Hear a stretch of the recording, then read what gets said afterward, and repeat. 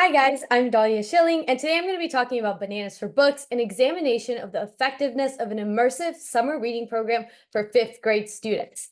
So let's go to the next slide. Introduction, who am I? I'm Dahlia Schilling. I'm a senior in Cupertino, California. My amazing mentor was Dr. David. Why I chose this project. So in the fourth grade, my school decided that they were going to have the author Stick Dog, Tom Watson, come and give us a presentation on his book.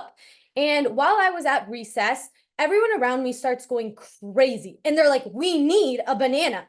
And I'm like, oh my God, these kids have lost it. Why do they need a banana? So everyone around me is going around looking for a banana. And they're like, Tom Watson is hungry and he wants to eat a banana. And mind you, we were in the fourth grade. So meeting an author was the coolest thing ever. And so I go into my lunchbox and I pull out, guess what? A banana that my mom had packed me for lunch. And so I go up to Tom Watson and I'm like, I have a banana. And he's like, you have a banana? And I'm like, no, I have a banana. And he's like, you know what? You're going to be called Banana Girl from now on. And so I had this really great experience with Tom Watson, and he ended up signing our class copies with my name. So I got to keep them. And that was a really impactful experience for me growing up. And so that's kind of what led me into my research questions, which are what factors affect students' engagement in literacy? Does the inclusion of authors increase students' engagement? How does book selection affect engagement? And do students demonstrate improved use of comprehension strategies? My overarching research question was, does a summer literacy experience that uses diverse literature promote engagement and enjoyment in summer reading among elementary school students? Now, this is why summer reading matters. Basically, during the summer, because there's not an academic environment for most kids, students are prone to summer learning loss, which is a setback or a loss in academic skill.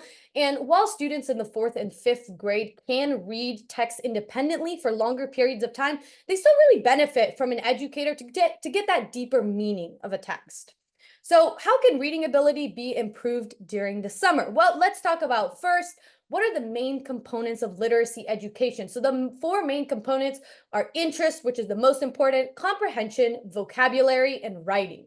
So interest is probably the most key factor in engagement. If a child is not interested in the lesson or in the book, they're simply not going to be that engaged. So the best two things to do for this are to create situational interest, which is in which you use an activity such as a game or a book trailer to really create and stir that excitement about a text, regardless of if the student is interested within that topic. And so this really works in large group settings where you have kids who are interested in different things. I mean, you just want to get them interested overall. And then the other thing is just creating interesting, or to choose interesting books, books with appealing qualities for specific age groups. Research has proven that students are less likely to experience summer learning loss when they read those interesting books. The next thing is comprehension. Reading comprehension, research has shown, must be taught to children throughout the summer to reinforce the use. It's not enough to just teach it throughout the school year. And to minimize the summer learning loss, students have to be actively applying these comprehension strategies, which requires the curation of literature to make sure that they're reading at the appropriate level. Because if the books are too easy, they can't apply these comprehension strategies. And teaching comprehension has to be a multifaceted approach. Third is vocabulary. You have to teach vocabulary in elementary school, regardless of the grade level. And these explicit vocabularies are really necessary for students to understand. Similarly, research has shown that students retain vocabulary better when they are taught the meaning, how to use it in a sentence, in addition to learning synonyms and antonyms. And this really helps the student recall these vocab words better. Lastly, there's writing. And so writing about a text, whether it's summarizing what you read, writing a fictional story, really aids students in deep learning and kind of recalling what they learned, and really cementing that in their long-term memory. It's been kind of compared to group discussions having similar beneficial effects. And then linking reading and writing in the classroom through like creative activities, stories, can really increase engagement just from enjoyment. And so that's something else. And so now that we talked about, the four main components, let's talk about implementing my findings in a program. So to test my findings, I created, in my research question, I created Bananas for Books, inspired by the nickname Banana Girl and my interaction with Tom Watson. So it was a summer literacy program that used diverse and inclusive books. We met the author of every book we read. We played fun games. We wrote stories. We're part of this community. This is our mascot right here. The kids named him Mr. Pickles.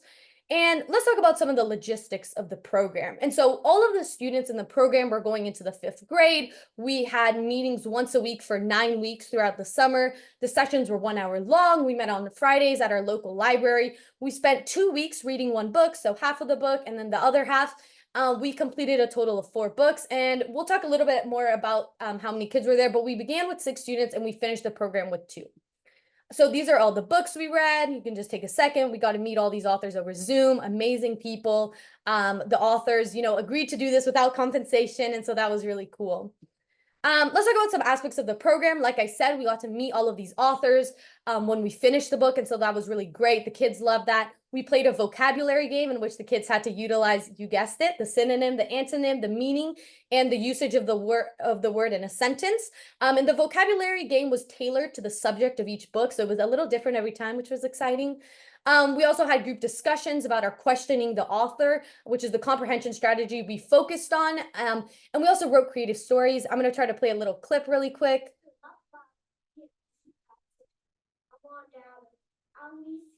Yeah, so we got to write, a lot of these kids wrote stories for homework based on a prompt I gave them about the book, which is exciting. Oops, let me go to the next slide.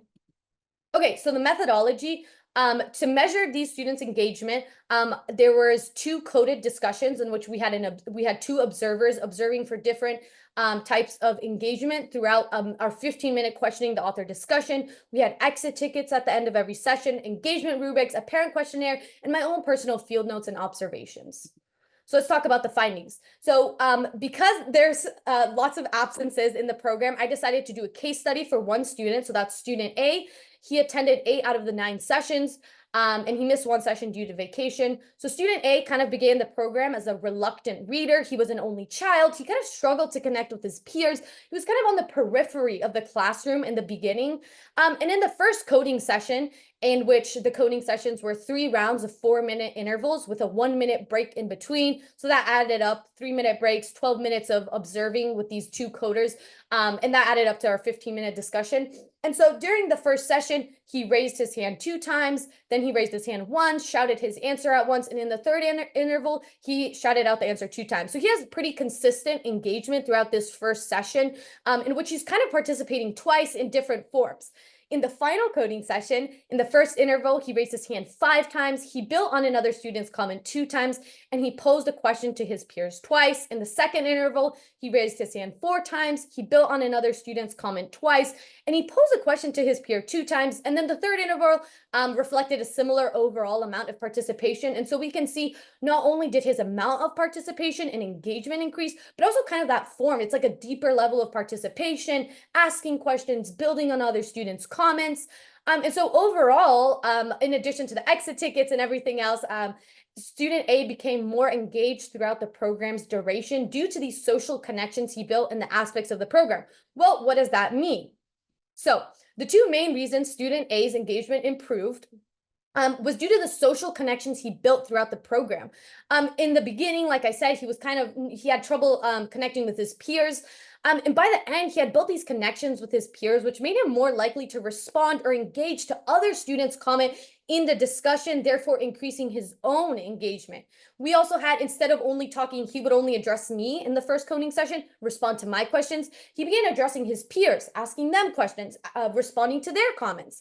And the vocabulary game was really a way for all of the students to build these interpersonal relationships, but especially student A, because he had this like aptitude for vocabulary. So he would always guess the words.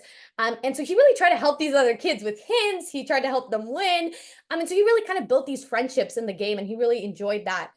Some of the other things was that there were aspects of the program that naturally bolstered engagement. And so learning the questioning, the author comprehension strategy in which you ask questions about the author's intention was another way for him to become more engaged, because it gave him another form of engagement to like ask questions in this group setting. And so he has another tool kind of in his toolbox in how to engage in this discussion. Similarly, all of the students loved the books.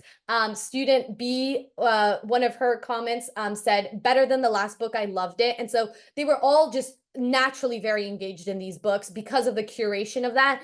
And then meeting the author was a really cool thing for a lot of the kids. Some of the limitations are that the program had a high amount of absences because it was run during the summer. And so some kids didn't consistently come to sessions due to family vacations, summer camps, etc. Some other things were that there were slight differences in the books. Some kids like some books better, other kids like some books better. And so their interest and engagement in the discussions primarily kind of varied due to the book.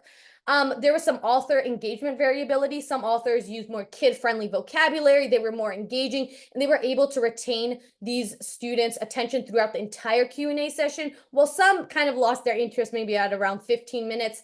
And then another thing was that because I did not compensate the authors, the program's literature was dependent on which authors would agree to a Q&A session. And so it was kind of difficult to find these authors, which limited our book selection.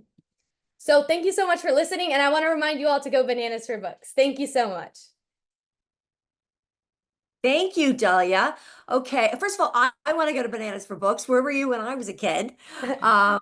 Okay, here is a question. Current day, what author would you most like to feed? And if different, what author would you most want to give a banana to? Oh, okay. Wait, for the kids or me personally? This is, I think, for you. For Or, me, but you, let's do both. Let's answer both. okay. Okay, I think my favorite, I would love to meet the author Angela Bouye. She wrote one of my favorite books, The Firekeeper's Daughter, and I would love to give her a banana. And then my favorite kids book, I really wanted to read, let me think, which one did I really wanted to read El Defo by C.C. Bell. She did not reply to me though, unfortunately, but I would love for her to come to Bananas for Books one day. Oh, awesome. Okay. So how might your literacy program be scaled or adapted to be used in different educational settings? Yeah, so I think the biggest thing that was kind of unique to my program was meeting these authors. And so I think there's definitely that aspect can be implemented, I think, more throughout classrooms, maybe teachers, being able to invite those authors more to meet the kids. It could be implemented in other programs. The other thing is in terms of scaling, I think one of the things in my discussion in my paper was that in the kids that I were part of the program are kind of from an affluent area. Most of them were reading on grade level. And so another thing that I would like to do in the future would be to expand this program to see how it affects maybe students in lower income areas or students who are reading below grade level, and see if this bolstering of engagement maybe improves with some of that learning loss, or at least retaining their level of reading throughout the summer. Yeah, I can understand that. And it's, you mentioned at the beginning that, students kind of slump during the summer, but then again, in the summer, you also have competing, interest, Yeah. vacations, or going to the Yeah. pool or the beach or whatever it is. So that is a little bit challenging because they compete against one another. Yeah, I would definitely love to do one of these again during maybe the winter or the spring, where kids are here for school, and see, how that implements if students stay within the program consistently the whole time, how that would affect them. And then try to, makeshift that into the summer and see how we can work around the vacations and everything. But yeah. Okay. Awesome. Okay. So Dahlia, thank you very much